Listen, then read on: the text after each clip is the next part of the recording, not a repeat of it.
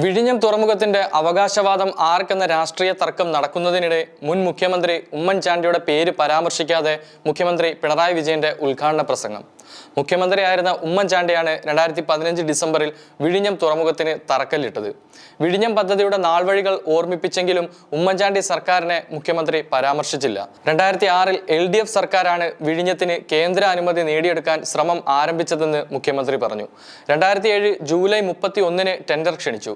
പ്രധാനമന്ത്രിയായിരുന്ന മൻമോഹൻ സിംഗ് പദ്ധതിക്ക് അനുമതി നിഷേധിച്ചതായി പറഞ്ഞ മുഖ്യമന്ത്രി തുറമുഖ മന്ത്രി രാമചന്ദ്രൻ കടന്നപ്പള്ളിയെയും മുൻ മന്ത്രി അഹമ്മദ് ദേവർകോവിലിനെയും അഭിനന്ദിച്ചു. എന്നാൽ വിഴിഞ്ഞം പോർട്ട് ചെയർമാൻ കരൺ അദാനി ഉമ്മൻചാണ്ടിയുടെ സേവനങ്ങളെ അനുസ്മരിച്ചു. അദാനി ഗ്രൂപ്പിന്റെ പ്രതിജ്ഞാബദ്ധമായ പ്രവർത്തനമാണ് പല തടസ്സങ്ങൾക്കിടയിലും പദ്ധതി യാഥാർത്ഥ്യമാകാൻ കാരണമെന്ന് മുഖ്യമന്ത്രി പറഞ്ഞു. ദീർഘകാലത്തെ സ്വപ്നം യാഥാർത്ഥ്യമാക്കാൻ പിന്തുണ നൽകിയ എല്ലാവർക്കും മുഖ്യമന്ത്രി നന്ദി അറിയിച്ചു. തുറമുഖങ്ങൾ സാമ്പത്തിക വികസനത്തിന് ഏറ്റവും വലിയ ചാലക ശക്തിയാണെന്ന് മുഖ്യമന്ത്രി പറഞ്ഞു. ലോക ചരിത്രം തന്നെ വ്യക്തമാക്കുന്ന കാര്യമാണത്. വിഴിഞ്ഞം യാഥാർത്ഥ്യമാകുമ്പോൾ കേരളത്തിന്റെ വികസന അധ്യായത്തിലെ പുതിയ ഏട് ആരംഭിക്കുകയാണ്. കേരളത്തെ സംബന്ധിച്ചിടത്തോളം പുതിയ അധ്യായം തുറക്കുന്ന അഭിമാന നിമിഷമാണിത്. രാജ്യത്തിന് തന്നെ അഭിമാന മുഹൂർത്തമാണിത്. ലോക ഭൂപടത്തിൽ ഇന്ത്യ വിഴിഞ്ഞത്തിലൂടെ സ്ഥാനം പിടിച്ചുവെന്നും മുഖ്യമന്ത്രി പറഞ്ഞു.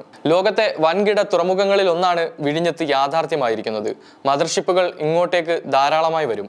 ലോകത്തെ വലിയ കപ്പലുകൾക്ക് ബെർത്ത് ചെയ്യാൻ കഴിയുന്ന ഇടമായി വിഴിഞ്ഞം മാറും.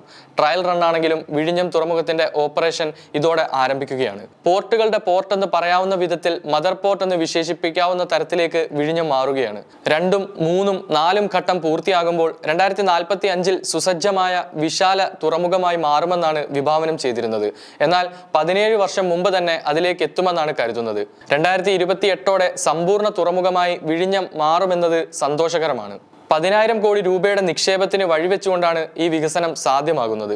അയൽ രാജ്യങ്ങൾക്ക് കൂടി ഉതകുന്നതാണ് ഈ വലിയ തുറമുഖത്തിന്റെ സാന്നിധ്യം. 2028-ൽ സമ്പൂർണ്ണ തുറമുഖമാകുന്ന തരത്തിൽ നീക്കങ്ങൾ നടത്താനുള്ള കരാർ ഒപ്പിടാൻ പോവുകയാണ്. ഇത്തരം കാര്യങ്ങളിൽ അദാനി ഗ്രൂപ്പ് പൂർണ്ണമായി സഹകരിക്കാൻ തയ്യാറായിട്ടുണ്ട്. പദ്ധതി പൂർത്തിയാക്കാൻ മുൻകൈയെടുത്ത കരൺ അദാനിക്കും മുഖ്യമന്ത്രി നന്ദി പറഞ്ഞു.